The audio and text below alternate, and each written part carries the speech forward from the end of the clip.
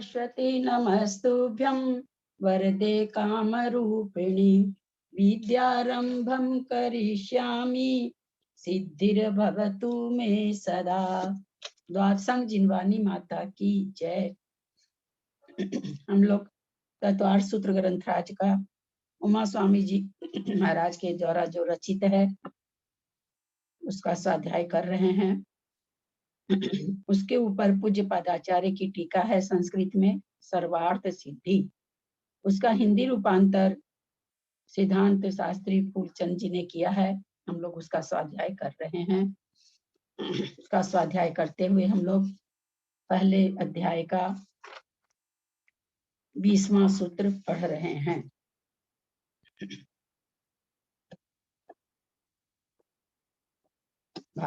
भारतवर्ष में विराजमान सभी आचार्य उपाध्याय सर्व साधु के चरणों में नमोस्तु नमोस्तु नमोस्तु। सभी आरिका माता जी के चरणों में बंदामी बंदामी बंदामी।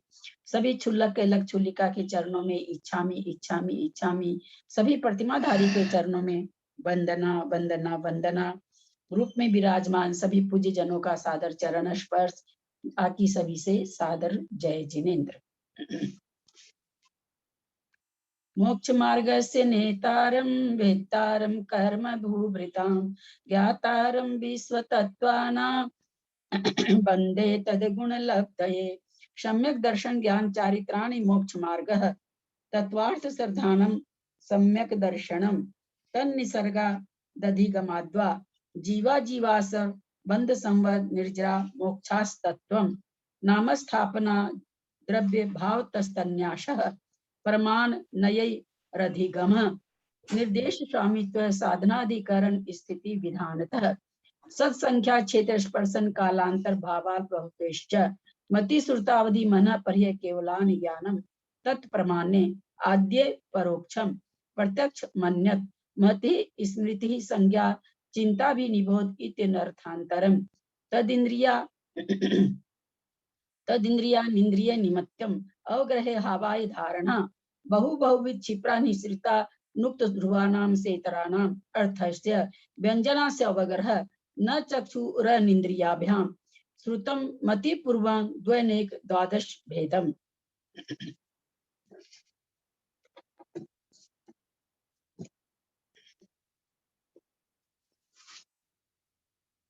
व्यंजनस्य होगा कि व्यंजनस्य व्यंजना। यहाँ 210 नंबर की संस्कृत हो गई थी क्या? 209 तो हो गई थी। नहीं हुई थी दीदी। 210 नहीं पढ़ा था। 207 तक ही हुआ था, 208 से आगे पढ़ना है। नहीं नहीं हो गया, उसकी तो हिंदी भी हो गई है। नहीं 207 की नहीं हुआ ना, खटवी से पढ़ते हिंदी कर लिया था आपने, पढ़ा नहीं। हाँ ये हुआ है ना, धूमादि का ज्ञान। ये प्रथम 210 का हिंदी आपने पढ़ लिया था, शायद संस्कृत नहीं हुआ था, उसके पहले आगे बढ़ गए थे। ओ अच्छा, ये तो हो चुका है। 209 भी नहीं हुआ, संस्कृत नहीं हुआ है क्या? 208, 9, 10 इनका संस्कृत नहीं हुआ था दीदी। प्रणाम। अच्छा अच्छा ठीक है, क्योंकि 209 तक पढ़ाई तो हो गई थी, मुझे याद आ रहा है, समझाया हुआ। यदि उसे धूमादि और अग्नि आदि द्रव्य के संबंध का ज्ञान है तो उसे धूमादि के निमित्त अग्नि के आदि को द्रव्य को जानता है, तब भी श्रुत ज्ञान से श्रुत ज्ञान उत्पन्न होता है। इसलिए मति ज्ञान पूर्वक ही श्रुत ज्ञान होता है, यह बात नहीं बनती। हिंदी कहाँ तक हुआ था? अब हुआ है ललिता आंटी 207। 207 ही तक हुआ क्या हिंदी? अच्छा हाँ 207 तक, इसमें अटक गए थे। नहीं हो गया, इधर भी हुआ है शायद।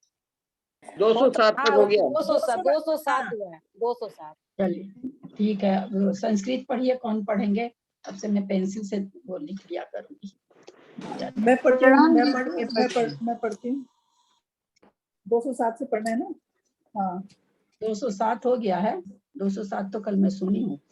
208 पढ़ 208 पढ़ना है।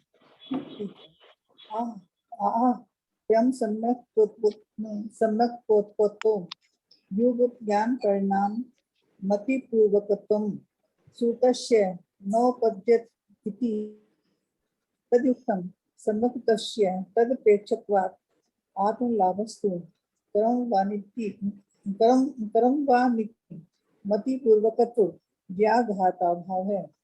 आ मति पूर्वम श्रुत मत्येत लक्षणम जाति श्रुत पूर्वमपि श्रुत विषयते तद्ध्या शब्द परिणत पुद्गल स्कंधादि हित वर्ण पदवा इत्यादि भावाचक्षु चक्षुरादि विषयाच आदि श्रुत विषय भाव माप नाद व्यभिचारिण है। गत संगीत घट्टा जल धारणादि कार्य संबद्यंत्रम प्रतिपद्यते देवाग्न्यादि द्रव्यम तदा तो आप क्या बोल रहे थे? आपका क्या हुआ? ठीक है क्या सब? अनीता बंद करो ना प्लीज। उतना ही है जितना पिछले बार था।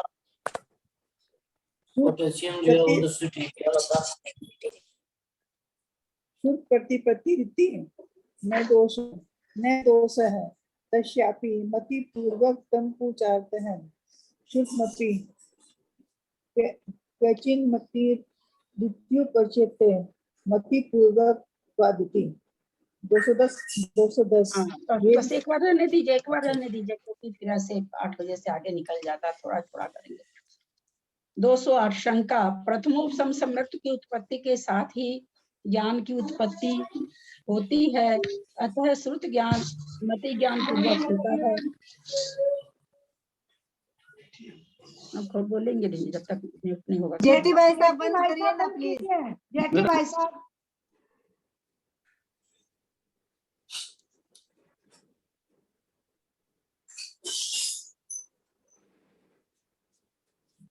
आप भी म्यूट कर कृष्णा जी आप भी बंद कीजिए। कृष्णा जी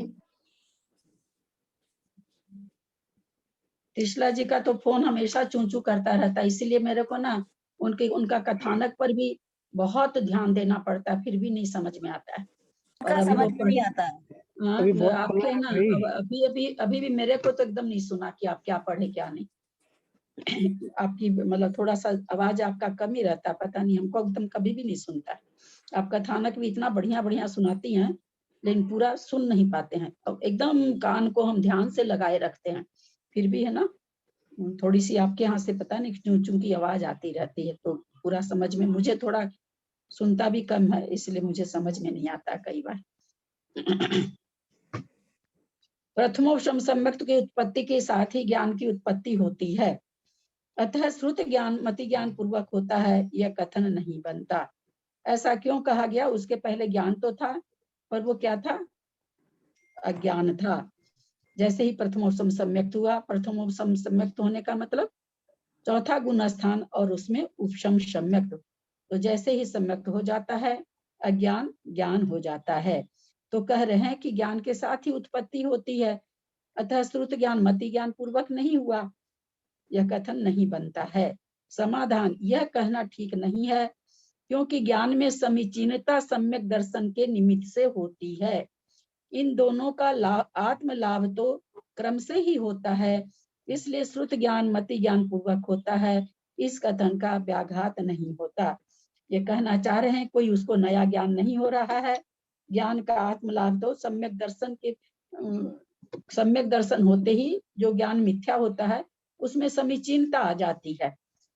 इन दोनों का आत्म लाभ तो क्रम से ही होता है, परंतु मति ज्ञान श्रुति ज्ञान का आत्मलाभ तो क्रम से ही होता है। जो आप कह रहे हैं कि प्रथमोपशम होते ही ज्ञान हो जाता है, तो यहाँ कह रहे हैं वो तो सम्यक दर्शन के निमित्त से उस समय मति ज्ञान श्रुति ज्ञान दोनों ही सम्यक हो जाते हैं, तो वो तो सम्यक दर्शन के निमित्त से हो रहा है, अतः ये दोनों वैसे क्रम से ही होते हैं। शंका फिर कह रहे हैं मति ज्ञान पूर्वक श्रुति ज्ञान होता है, इस लक्षण में अव्याप्ति दोष आता है। जो दीदी कि प्रणाम, इस कथन का व्याघात नहीं होता, यानी क्या व्याघात का क्या अर्थ लेंगे दीदी? यहाँ इस कथन का व्याघात नहीं होता जो 208 में बताया है आखिरी में। इस कथन का कि मति ज्ञान पूर्वक श्रुति ज्ञान होता है, मतलब कथन का व्याघात नहीं होता, ये कथन ऐसे ही है। आप जो कह रहे हो प्रथमोपशम सम्यक होते ही तो दोनों ज्ञान हो जाते हैं, तो वहां पर कह रहे हैं वो दोनों ज्ञान होते नहीं है, वो तो समीचीन होते हैं। वो ज्ञान तो पहले से ही है, मति ज्ञान पूर्वक ही श्रुति ज्ञान हुआ है। लेकिन आप जो कह रहे हैं प्रथमोपशम के समय में, तो उस समय कोई मति ज्ञान श्रुति ज्ञान अलग की, पहले मति ज्ञान सम्यक होता है फिर श्रुति ज्ञान सम्यक होता है, ऐसा कुछ नहीं होता है। वो तो सम्यक दर्शन के निमित्त से ज्ञान सम्यक हो जाता है। वास्तव में तो मति ज्ञान पूर्वक ही श्रुति ज्ञान होता है, इसलिए इस कथन का व्याघात नहीं होता। मतलब मति पूर्वक श्रुति ज्ञान होता है, इस कथन का व्याघात मतलब नष्ट नहीं होता या नाश नहीं होता है। फिर शंका करते हैं, मति ज्ञान पूर्वक श्रुति ज्ञान होता है, इस लक्षण में अव्याप्ति पेंसिल एकदम लाइट है। हाँ, इस लक्षण में अव्याप्ति दोष आता है, क्योंकि श्रुति ज्ञान पूर्वक भी श्रुति ज्ञान होता है, ऐसा कहा जाता है। यथा किसी एक जीव ने वर्ण, पद और वाक्य आदि रूप से शब्द परिणत उद्गल स्कंधों को कर्ण इंद्रिय द्वारा ग्रहण किया, अनंतर उसे घट पदार्थ विषयक प्रथम श्रुति ज्ञान हुआ। यदि उसने घट के कार्यों का संकेत कर रखा है, तो उसे उस घट के ज्ञान के बाद जल धारण आदि दूसरे कार्यों का ज्ञान हो जाता है, और तब श्रुत ज्ञान से श्रुत ज्ञान उत्पन्न होता है। बोला सबसे पहले तो मति ज्ञान पूर्वक श्रुत ज्ञान हुआ, मान लिया कि वर्ण वगैरह, पद वगैरह, वाक्य आदि से जो शब्द परिणत हुए, आदि रूप से शब्द परिणत जो पुद्गल स्कंध हुए, वो कर्ण के द्वारा ग्रहण किया। उसके बाद उसको जैसे किसी कोई बता रहा कि भाई इस तरह की जो रचना होती है, ऐसे मिट्टी का इस तरह से बना होता है, लाल रंग का होता है, कुछ भी इस तरह से बता रहे हैं। तो जैसे सुना तो घट पदार्थ विषय के सबसे पहले उसको श्रुत ज्ञान हो गया। यदि उस घट के अब उस घट के कार्यों का भी वो पहले से जान रखा हो कि कोई घड़ा होता है, उसमें पानी रखते हैं तो ठंडा हो जाता है, जो भी उसका घड़ा का कार्य, अगर संजोग वो घड़ा नहीं जान रहा है, लेकिन हम लोग बहुत सी ऐसी चीज जानते हैं, आप ध्यान देंगे तो, जिसमें हम लोग उसका कार्य जानते रहते हैं, उस चीज को नहीं जानते हैं कई बार। तो वही ये कह रहे हैं कि अगर उसको पहले से ये संकेत मालूम है, तो ये फिर उस घट ज्ञान के बाद जल धारण आदि दूसरे कार्यों का ज्ञान होता है, तब श्रुत ज्ञान से श्रुत ज्ञान उत्पन्न होता है। जैसे हम पुस्तक देखे किस चीज की पुस्तक है, मति ज्ञान में आया पूजा की पुस्तक है, फिर श्रुत ज्ञान के द्वारा जाने कि भाई ये जिन धर्म की पुस्तक है, इसमें ऐसे है, फिर उसका नाम जान के, नाम पढ़ के हमको पहले से पता है कि जिन भारती पुस्तक में तो ये पूजाएं हैं। हम किसी से सुन रखे थे कि भाई जाओ तो जिन भारती एक ला देना मुझे। क्यों ला देना? क्योंकि उसमें ये पूजाएं हैं। तो हमने पहले हम जिन भारती को देखे नहीं थे, पहले केवल हमको बताया गया था लाल रंग की होगी, ऊपर नाम लिखा होगा। हमने वहां देखा, देखते ही हमें मति ज्ञान हुआ और ये भी ज्ञान हो गया कि जिन भारती है। अब केवल मैंने देखा, देख करके इसमें पूजा की किताब है, लेकिन किसी ने कहा था कि उसमें ये पूजाएं हैं। उस जिन भारती को देखते ही हमारे मन में आ गया कि इसमें तो ये पूजा है, ये संस्कृत वाली देवशास्त्र गुरु की पूजा है, इसमें सारे संस्कृत के सूत्र हैं, क्या कहेंगे उसको, भक्ति वगैरह है। ये हमें देखते, चूंकि हमको पहले बता दिया गया था, तो हमने जैसे पुस्तक देखी और नाम पढ़ा, जान गए, तो ये हो गया श्रुत ज्ञान से श्रुत ज्ञान। क्योंकि पहले से थोड़ा पता था। तो इस तरह की बहुत बारी चीज होती है, हम किसी को कुछ लाने कहते हैं, कोई भी पुस्तक किसी को लाने कहते हैं, जिसको हम कहते हैं कोई भी चीज, जैसे साड़ी किसी को कह दिया आप लाने के लिए, अब वो नहीं जान रहा उस साड़ी को, कोई पर्स कह दिया, कोई घड़ी ही कह दिए, आपने उसको वर्णन बताया कि देखिए इस तरह की वो घड़ी होगी, ऐसी ऐसी होगी, उसमें इस तरह से दबाने से ऐसे सेकंड आएगा, ये अगर जो भी, आजकल तो बहुत तरह की चीज चल रखी है। तो आप गए घड़ी देखने के, घड़ी की दुकान में, आपने उस टाइप का जैसा बताया वैसी घड़ी पे नजर पड़ी, मति ज्ञान हुआ कि अरे ये तो वही, मतलब जैसा करे शायद वही है। फिर उसने आपको जो आकृति बताई वो देख लिया आपने, ये श्रुत ज्ञान हो गया। और फिर आपका सारी आकृति देख के आपको उसकी सारी बात याद आ गई कि उसमें ऐसे ऐसे स्विच होते हैं, उसको दबाने से ये आ जाता है, उसको दबा, ये बातें आपको वो जिस आदमी ने आपको बताया था उसके चलते आपको याद आ गई। जो कि आप पहले से जान रहे थे, उसके बताने के अनुसार। आपने वस्तु को नहीं देखा था, आप नहीं जान रहे थे कि उस घड़ी में ये बटन होते हैं, लेकिन आपको बताया था। आपके उसके बताने अनुसार सारी चीज घड़ी में दिख गई, तो आप समझ गए ये तो वही घड़ी है। और अब ये घड़ी में क्या क्या कार्य है, ये आपको उसके बताए अनुसार, ये श्रुत ज्ञान से श्रुत ज्ञान हुआ।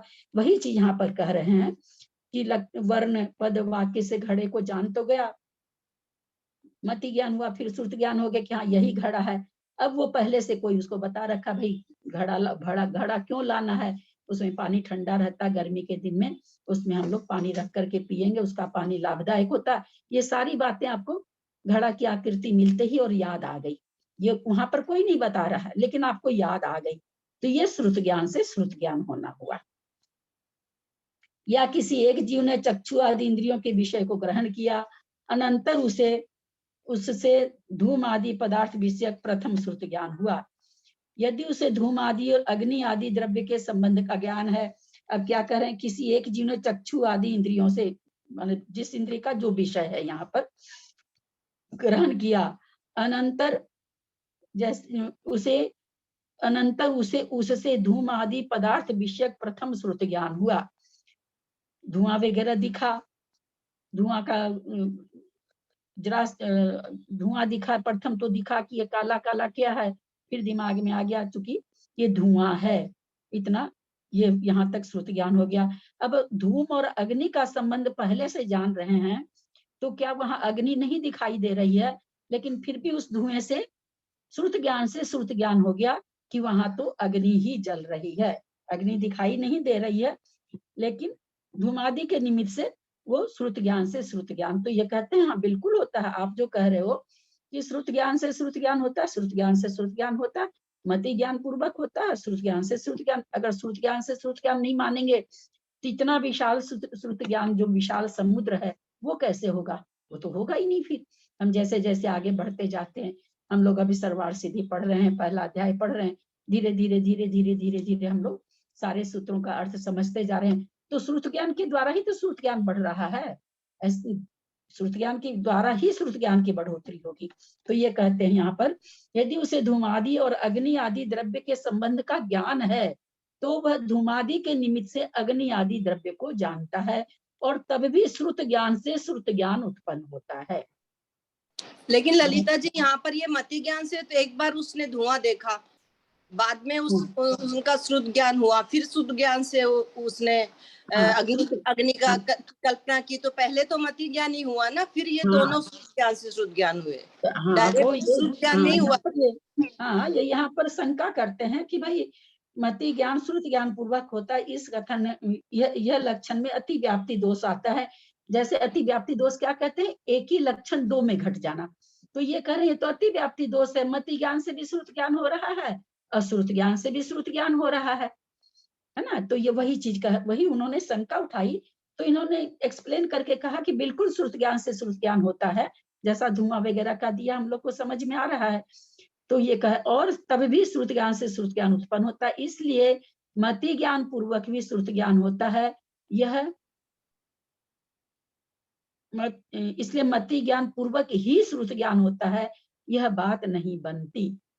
ये तो यहाँ पर शंका होना चाहिए, नहीं बनती तो ये इसीलिए तो शक हो रहा है।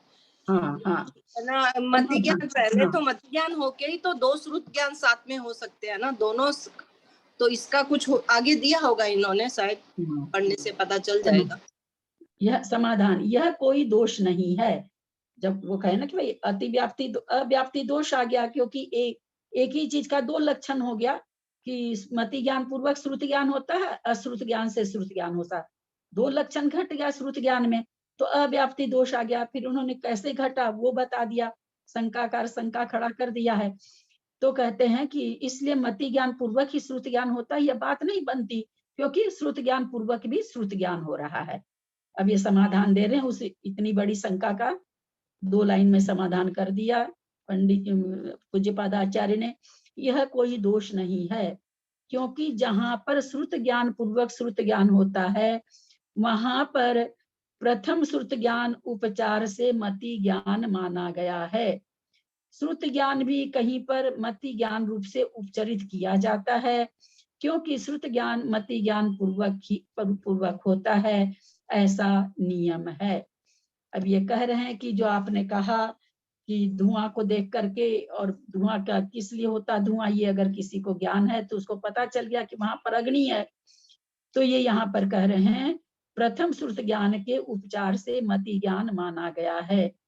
अब उपचार चीज वो कहलाती है जो कथनचित हाँ कथनचित ना में रहता है, मतलब उसको ये एकदम काट भी नहीं सकते हैं और एकदम से धड़ल्ले से उसको मान भी नहीं सकते हैं। तो यहाँ पर उपचरित उपचार से हाँ भाई ठीक हम मान लेते हैं आपकी व्याख्या, लेकिन प्रथम श्रुत ज्ञान तो उपचार से मति ज्ञान पूर्वक ही माना गया है, ऐसे नहीं होता है। तो यहाँ पर कह रहे हैं यह कोई दोष नहीं है, क्योंकि जहां पर श्रुत ज्ञान पूर्वक श्रुत ज्ञान होता है वहां पर प्रथम श्रुत ज्ञान उपचार से मति ज्ञान माना गया है।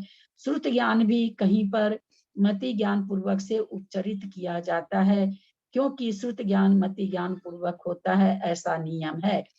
ये कहना चाह रहे हैं कि आप जो कह रहे हो श्रुत ज्ञान के द्वारा श्रुत ज्ञान हुआ, आपका कहना ठीक है, लेकिन प्रथम श्रुत ज्ञान को उपचार से मति ज्ञान ही कहा जाता है।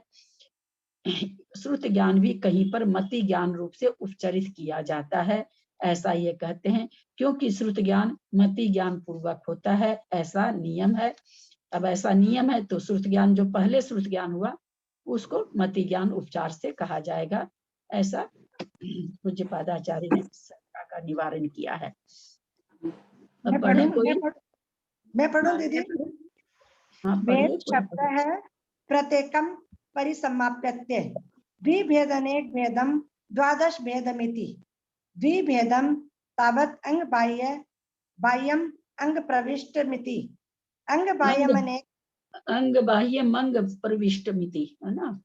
अंग बाह्यम अंग हाँ, अंग बाह्यम अंग प्रविष्टमिति अंग बाह्यमनेक विधम दश वैकालिक कालिकोत्तराध्ययनादि दश वैकालिकोत्तराध्ययनादि अंग प्रविष्टम द्वादश विधम तद्यथा आचारः सूत्रकृतम स्थानम समवायः व्याख्या प्रज्ञप्ति ही ज्ञात्र धर्म कथा उपासकाध्यायनम अंतकृदृशम बंद हो गया आपका? नहीं, चालू है। अंतकृदृशम काम करता है। अंतकृदृशम होगा क्या दीदी? उपासकाध्यायनम अंतकृदृशम अनुत्तरोप्य पादिक दशम। नहीं सुनाई दे रहा है क्या? सुन नहीं रहा है क्या? हम लोग को तो सुनाई दे रहा है, बहुत अच्छी। अच्छा, अनुतरोपादिक दशम प्रश्न व्याकरणम विपाक सूत्रम दृष्टिवाद इति दृष्टिवादः पंचविधः परिकर्म सूत्रम प्रथमानुयोगः पूर्वगतम चूलिका चेति तत्र पूर्वगतम चतुर्दशविधम उत्पाद पूर्वम अग्रायणीयम वीर्यानुप्रवादम अस्ति नास्ति प्रवादम ज्ञान प्रवादम सत्य प्रवादम आत्म प्रवादम कर्म प्रवादम प्रत्याख्यान नाम ध्येयम विद्यानुप्रवादम कल्याण नाम ध्येयम प्राणावायम क्रिया विशालम लोक बिंदु सारमिति तदेतत् श्रुतम द्विभेद मनेक भेदम द्वादश भेदमिति। हाँ, बस रहने दीजिए एक बार। सूत्र में आए भेद शब्द को दो आदि प्रत्येक शब्द के साथ जोड़ लेना चाहिए। क्या आया था सूत्र में? मति श्रुतम मति पूर्वम द्वयनेक द्वादश भेदम। तो ये कह रहे हैं भेद को सारे शब्दों के साथ जोड़ लेना चाहिए, यथा दो भेद, अनेक भेद और 12 भेद। श्रुत ज्ञान के दो भेद अंग बाह्य और अंग प्रविष्ट है। अंग बाह्य के 10 वैकालिक और उत्तराध्ययन आदि अनेक भेद हैं। अंग प्रविष्ट के 12 भेद हैं, यथा आचार, सूत्रकृत, स्थान, समवाय, व्याख्या प्रज्ञपति, ज्ञात्री धर्म कथा, उपासका ध्यानन, अंतकृत दशांग, अनुत्तरोपादिक दशांग, प्रश्न व्याकरण विपाक सूत्र और दृष्टि प्रवाद। दृष्टि प्रवाद के 5 भेद हैं। परिकर्म सूत्र, प्रथमानुयोग, पूर्वगत और चूलिका। इनमें से पूर्वगत के 14 भेद हैं। उत्पाद पूर्व, अग्रायनी पूर्व, ब्रियानुवाद, अस्ति नास्ति प्रवाद, ज्ञान प्रवाद, सत्य प्रवाद, आत्म प्रवाद, कर्म प्रवाद, प्रत्याख्यान नामधेय, विद्यानुवाद, कल्याण नामधेय, प्राणवाय, क्रिया विशाल, लोक बिंदुसार। इस तरह यह श्रुत 2 प्रकार का, अनेक प्रकार का और 12 प्रकार का है। आगे पढ़े, इसमें तो कुछ जाने का है नहीं, हम लोग सब कोई इसका नाम ये जी, सारी चीजें। दृष्टिवाद होगा कि दृष्टि प्रवाद होगा? हाँ, दृष्टिवाद होगा कि दृष्टि प्रवाद होगा? कहाँ पर है? संस्कृत देखो कहाँ पर है। दृष्टिवाद है, आपने प्रवाद बोला था। अच्छा, दृष्टिवाद है। हाँ ना, दृष्टिवादी होगा। मैंने मेरे मुंह पे पढ़ा होगा, देखती हूँ इसमें दृष्टिवादी लिखा है क्या। हाँ, दृष्टिवादी लिखा हुआ है, दृष्टिवादी होगा। ललिता जी, एक क्वेश्चन था कि इसमें जैसे अंग बाह्य और अंग प्रविष्ट, तो इसमें अंग प्रविष्ट के सारे वर्णन आया है सूत्र जी में, अंग बाह्य के बिल्कुल बात नहीं आई है। इसमें नहीं आई है, समायिक वगैरह है उसका, समायिक आदि जो बाद में जितने वो अक्षर बचे थे उससे अंग बाह्य की रचना हुई है। समायिक देखिए हमको स्तुति वंदना और पुंडरिक महापुंडरिक, पुंडरिक महापुंडरिक और क्या निषिद्धि का, ऐसे करके भेद थे जो उस समय हम लोग न जाने थे, वो बचे हुए अक्षरों से हुआ था। वास्तव में अंग प्रविष्ट का ही, ये अंग प्रविष्ट का ही महत्व है। ये आराती आचार्यों ने, क्योंकि उम्र बुद्धि सब बहुत छीन आगे आगे होने वाली थी, तो इसलिए उसको फिर इस तरह से करके और गंधर्व की वाणी को गूंथ करके लोगों की बुद्धि कम होने वाली है, ऐसा जान करके ऐसा उन्होंने इसकी रचना किया था। इसके बारे में ना जैन सिद्धांत कोश में बहुत अच्छा वर्णन आया है। मेरे पास तो यहाँ पर है नहीं, मैं तो उसमें से आप लोग को जरूर बताती, बहुत अच्छा उसमें वर्णन आया है। आगे संस्कृत दीदी सूत्रोदय में भी बहुत अच्छा दिया अंगवाय का। हम सूत्रोदय नहीं पढ़े हैं, हम तो जैन अच्छा। सिद्धांत कोश पढ़े हैं ना, इसीलिए। ललिता जी मैं पढ़ूं? मैं किम प्रतोयम विशेष। कविता ठोलिया पढ़ रही है। हाँ, मैं बोलूं? बोलिए।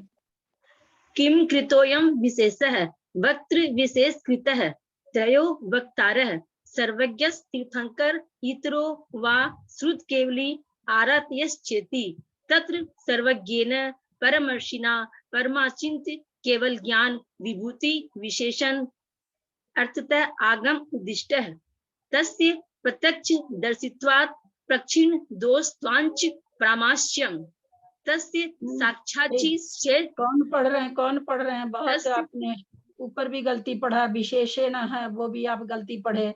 यहाँ पर दोषत्वाच्च आपने च को छोड़ दिया।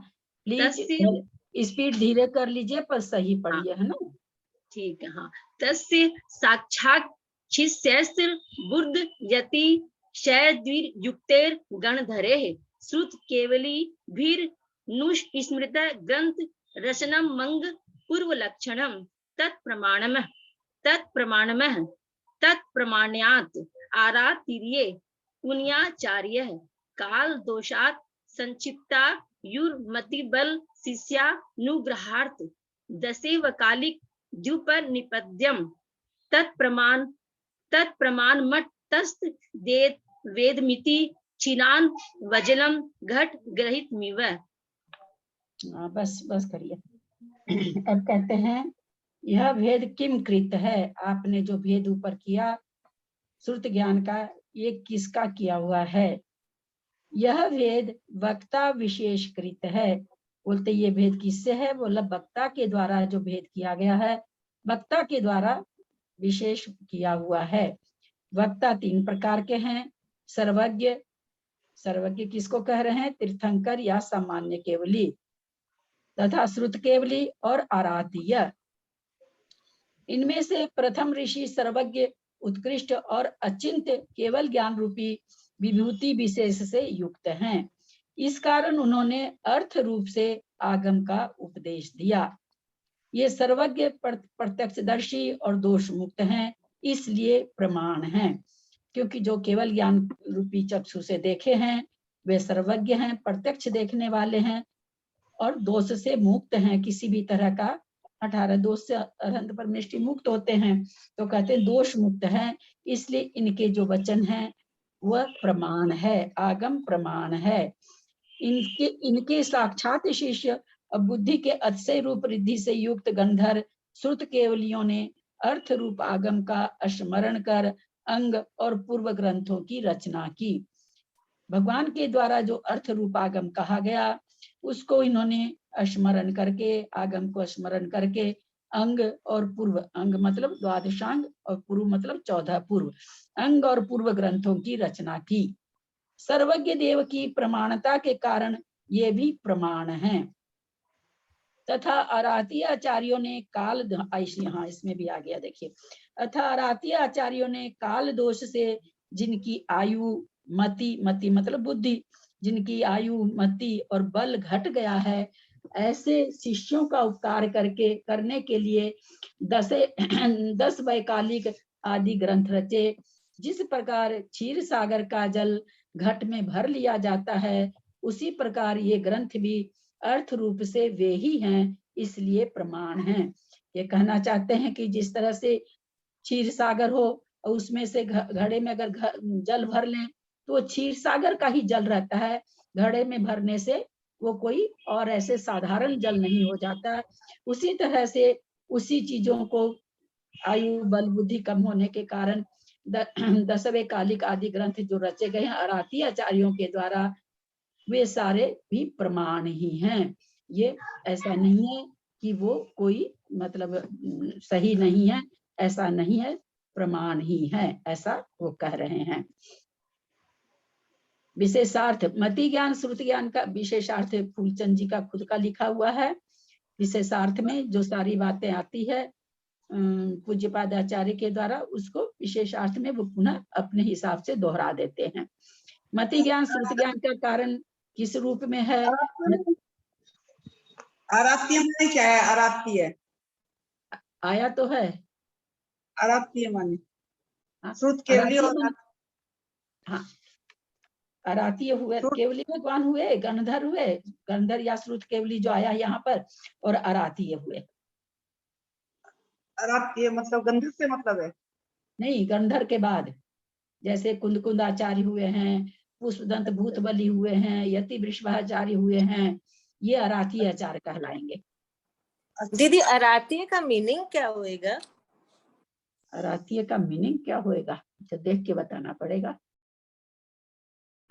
ऐसे नहीं बता सकूंगी, गलत हो जाएगा। कल देती हूँ आपका उत्तर, या लिख लेती हूँ, नहीं तो मैं तो भूल जाती हूँ क्लास के बाद। उस समय तो बताई थी लड़कियों को, लेकिन याद नहीं रहता है। मति ज्ञान श्रुति ज्ञान का कारण किस रूप में है? विशेषार्थ बता रहे हैं कि क्या क्या चीज हम लोगों ने पढ़ा इसमें, तो बोल रहे हैं मति ज्ञान श्रुति ज्ञान का कारण किस रूप में है, मति ज्ञान और श्रुति ज्ञान में अंतर क्या है, श्रुत अनादि निधन और सादी कैसे है। आज एक बात बताऊं, आज मेरी सारी समायिक इसी पे चली कि मति ज्ञान श्रुति ज्ञान अनादि निधन है। मन पर्य ज्ञान, अवधि ज्ञान, केवल ज्ञान, सादी, अवधि ज्ञान, मन पर्य ज्ञान सादी और शांत हैं, केवल ज्ञान सादी और अनंत है। तो चिंतन ये चला कि मति ज्ञान श्रुति ज्ञान है, इसको अनादि निधन क्यों बोल रहे हैं? क्योंकि जब केवल ज्ञान होता है तो ये तो समाप्त हो जाते हैं। इसी पर फिर चिंतन चला कि इसको जब हम अभव्य की दृष्टि से मान लीजिए कि हम इसको अभव्य की दृष्टि से कह सकते हैं अनादि निधन है, लेकिन यहाँ पर अभव्य बोल के तो कुछ आया नहीं है, क्योंकि मोक्ष मार्ग है, यहाँ पर अभव्यों का कथन नहीं चलता है, भव्यों का ही कथन चलता है। फिर इसको अनादि निधन क्यों कहा? तो बहुत इसमें चिंतन चला। तो अनादि तो खैर है ही है, सभी जीवों में पाया ही जाता है, सभी जीवों में। तो अनादि में तो कोई शंका नहीं है। निधन क्यों कर, अनादि अनिधन, निधन नहीं है। निधन का मतलब तो समाप्त होना होता है। एक दिन बताए थे पंचास्तिकाय पढ़ाते हुए कि जो शुरू का अ है दोनों में लगेगा, अनादि अनिधन लगेगा, है ना। शब्द क्या है वास्तव में, तोड़ेंगे अनादि निधन को तोड़ेंगे तो क्या होगा, अनादि अनिधन। शुरू का अ है दोनों में लगेगा। तो मुझे जो अभी बीच में मुझे याद नहीं आ रहा पूरी तरह से, किसकी क्लास में सुनी कि मति ज्ञान श्रुति ज्ञान नाश हो जाते, कुछ मुझे पूरी तरह से याद नहीं आ रहा, कहीं कुछ सुने थे। तो मेरे को उस समय भी वो बात थोड़ी गले कम ही उतरी थी। और आज कल इसमें पढ़ने के बाद तो पूरी गले नहीं उतरी। वो सारे ज्ञान केवल ज्ञान में समाहित हो जाते हैं। जिस तरह से एक घड़ा है हमारे पास, और उसमें हम बाल्टी का जल भी डाल दिए, लोटकी का भी डाल दिए, लोटे का भी डाल दिए, गिलास का भी डाल दिए, वो सारा जल अपने में समाहित कर लेता है। शायद इसीलिए इसको अनादि निधन बोला गया है। ऐसा नहीं होता है कि नाश हो जाता है, कि वैसे कहा जाता है कि वहां पर 5 ज्ञानावरण का बंद विच्छुत्ति हुई, ऐसा आता है अपने 12वें गुण स्थान में। बंद विच्छुत्ति होना अलग चीज है, सत्व विच्छुत्ति होना अलग चीज है ना। तो वहां पर बंद विच्छुत्ति तो ये भी कहा जाता है कि सारे ज्ञान केवल ज्ञान में बहुत पहले ये भी सुना हुआ है कि सारे ज्ञान केवल ज्ञान में जाके समाहित हो जाते हैं। तो इसलिए वहां पर और ज्ञान की आवश्यकता नहीं रहती, क्योंकि वहां पर तो प्रत्यक्ष ज्ञान हो जाता है। अब मैं सही हूं, मैं ये नहीं कह रही हूँ, क्योंकि ऐसा कोई मेरे पास प्रमाण नहीं है कि जिसको देख के मैं कह दूं कि जो मेरा जो चिंतन चला सो मैं कह रही हूँ। शायद इसीलिए अनादि निधन बैठेगा। अगर हम उसका नाश मानेंगे तब तो फिर ये कहना पड़ेगा अभव्यों का तो अनादि निधन है, भव्यों का अनादि शांत है। ये रूप फिर बनाना पड़ेगा, मुझे जो लगता है। कहीं कोई आप लोगों को कुछ मिले, किसी महाराज वगैरह का दर्शन करें, ज्ञानी महाराज का, जैसे प्रमाण सागर जी वगैरह के पास अगर आप लोग जाएं तो ये अपना चिंतन बता के उनसे विशेष रूप से पूछने का कोशिश करिएगा। बात तो आपने एक बार बताई थी आगे भी ना ललिता जी, ये बात अभी जो आप बोल रही है ना, एक बार आपके मुंह से ही पहले भी कौन से क्लास चल रही थी उसमें सुनी है मैंने। हाँ, केवल मिल जाता है तो वो उसका नाश, केवल ज्ञान में जाते हैं सारे ज्ञान समाहित। हाँ, उसमें सारे समाहित हो जाते हैं। जिसको 2 ज्ञान, उसका 2 ज्ञान समाहित हो जाता है। जिसके पास 3 ज्ञान है, उसके तीनों ज्ञान की वहां पर जरूरत ही नहीं रहती, केवल ज्ञान हो जाता है। तो क्योंकि अगर हम इसको नष्ट मानेंगे तो फिर हमको ये बोलना पड़ेगा कि अभव्यों की दृष्टि से अनादि निधन है। भव्य की दृष्टि की क्लास चलाई थी ना शुरू में आपने उनके साथ में, उस समय आपने ये चर्चा की। भाभी मेरा किसी में पढ़ा हुआ नहीं है, लोगों के मुंह से जैसे स्वाध्याय होता है नीचे हम लोग का होता आप जानती ही हैं, उसी में सुने होंगे, किसी का सुन के ही मेरा बताया हुआ है। इसमें मैंने कोई विशेष खोज नहीं की। अब मौका लगेगा, कलकत्ते आ रही हूँ मैं 20 नवंबर को, जैसे मुझे समय मिलेगा तो देखूंगी, कोशिश करूंगी। क्योंकि ये मेरे मन में एक प्रश्न खड़ा हो गया है, इसको अनादि निधन किस रूप में स्वीकार करें। ये थोड़ा सा एक मन में मेरे प्रश्न आया है। लता दीदी, सुधा सागर जी महाराज ने भी कहा कि कोई भी चीज मतलब नाश नहीं होती है, वो उसके अंदर विलीन हो जाती है। तो मतलब छोटा उदाहरण वो तो थोड़ा देते हैं ना, इतना बड़ा नहीं देते हैं। तो उन्होंने ये भी बताया था कि जैसे एक मुनि है, उसके जीवन भर का नियम है कि मैं अभिषेक करूंगा, लेकिन अगर वो मुनि बन जाता है तो उसका वो नियम टूटेगा नहीं, वो नियम उसके अंदर समाहित हो जाएगा कि अब वो मुनि बन गया, वो अभिषेक नहीं कर पाएगा। इस तरह से वो छोटे छोटे उदाहरण देकर के समझा रहे थे। तो आपका कथन जो कह रहे हो ना, तो बिल्कुल सत्य है। नहीं, वो तो वहां पर जो चीज आई है उसके लिए द्रव्य संग्रह में बहुत अच्छी चीज आई थी। बड़ा द्रव्य संग्रह का हम लोगों ने जब स्वाध्याय किया था ब्रह्मदत्त सूरी का, कि बुद्धि पूर्वक अनुव्रत छोड़ने पड़ते हैं, महाव्रत स्वतः छूटते हैं। और भी बहुत सारे उदाहरण दिए थे, मुझे इतने उदाहरण याद नहीं है। मैं वो चीज यहाँ पर नहीं लग सकेगी। यहाँ पर अनादि निधन एक ऐसा शब्द है हाँ मतलब उसको मेरे मन में आया कि इसकी और खोज होनी चाहिए, और कोई बात हाँ नहीं है। बाकी तो आचार्य उसमें थोड़ी मेरे को कोई काट करने की, आचार्य ऐसा क्यों कह रहे हैं। नहीं, वैसे सही कह रहे हो आप। नहीं वही कह रहे हैं। तो ललिता जी, यदि अपन मति ज्ञान और श्रुत ज्ञान को अनादि निधन बोलेंगे, अनादि, तो फिर तो सारे ही ज्ञान अनिधन ही हो जाएंगे, क्योंकि सारे ही समाहित होते हैं। खाली श्रुत ज्ञान ही नहीं होगा, मतलब सारे ही ज्ञान अनिधन हो जाएंगे ना। और फिर केवल ज्ञान को तो अकेला ज्ञान बोला है कि अकेला ज्ञान केवल ज्ञान है। हाँ, अकेला ज्ञान अलग हो गया, असहाय ज्ञान, अकेला में असहाय ज्ञान है केवल ज्ञान। केवल मतलब असहाय बना। अवधि ज्ञान और मति ज्ञान, मति सॉरी अवधि ज्ञान मन पर ज्ञान को तो कोई मतलब लेने की जरूरत नहीं है। इसलिए लेने की जरूरत नहीं है कि वो तो, क्योंकि और किसी के लिए अनादि अनिधन बात नहीं आई है, केवल मति ज्ञान श्रुत ज्ञान के लिए ही आई। यहाँ केवल ज्ञान के लिए भी नहीं आई, क्योंकि सब शादी है, इसलिए वहां तो कोई रगड़ा ही नहीं है। जो शादी होगा तो वो ये भी होगा। एक केवल ज्ञान के को छोड़ के, केवल ज्ञान एक ऐसा ज्ञान है जो शादी होते हुए भी अनंत काल तक रहता है। बाकी जो चीज शादी होती है तो वो तो छूटती है, इसलिए वहां दो ज्ञान के प्रति कोई शंका नहीं है। यहाँ पर मति ज्ञान श्रुति ज्ञान अनादि अनिधन जब बोल रहे हैं तो थोड़ा सा यहाँ पर लग रहा कि अनिधन मतलब कैसे घटाएं इसको। फिर वहां पर ऐसे नहीं बोला जा सकता कि चार ज्ञान के नाश होने से केवल ज्ञान प्रकट हुआ, फिर ये शब्द थोड़ा ठीक नहीं बैठेगा। अगर हम ये शब्द बोलते मति ज्ञान श्रुति ज्ञान के नाश होने से केवल ज्ञान हुआ, तो मति ज्ञान श्रुति ज्ञान तो अनादि निधन नहीं हुआ, अनादि निधन हो गया। अनादि अनिधन नहीं हो गया, अनादि निधन हो गया। तो दीदी अगर अपन अनादि अनिधन मानते हैं मति ज्ञान श्रुत ज्ञान, तो केवल ज्ञान होने का प्रश्न ही नहीं, यही रहेंगे अनादि अनिधन तक चलेंगे, फिर केवल ज्ञान कैसे होगा। नहीं तो वही तो चिंतन चला ना कि या आपकी तो बात इसको यही है कि इसको या तो फिर ऐसे लिखना चाहिए, नहीं अनादि अनिधन का कारण और बताएं, और क्या चिंतन चला, शायद वही उत्तर इसका होना चाहिए। फिर मेरा चिंतन चला कि अनादि अनिधन बनाने का कारण यह है कि इसकी वंश परंपरा हमेशा चलती रहती है, और शायद यही चीज होगा इसका उत्तर। जिस तरह से एक बीज से वृक्ष, वृक्ष से बीज, बीज से वृक्ष, बीज से वृक्ष, जो भी जैसे बनता ही रहता, बनता ही रहता, बनता ही रहता, अनादि से अनंत काल तक वो चलता ही रहता है। तो उसी तरह से मति ज्ञान श्रुति ज्ञान भी उसी तरह से वंशानुगत है, मतलब जो भी हो रहा है उसको हो रहा है, हो रहा है, हो रहा है। ऐसा कभी नहीं आता है कि उन्होंने दिया भी संतान क्रम से, जो भी जीव आते हैं सबके संतान क्रम से ये चलता ही रहता है मति ज्ञान श्रुति ज्ञान। ऐसा होता ही नहीं कि किसी जीव में नहीं हो।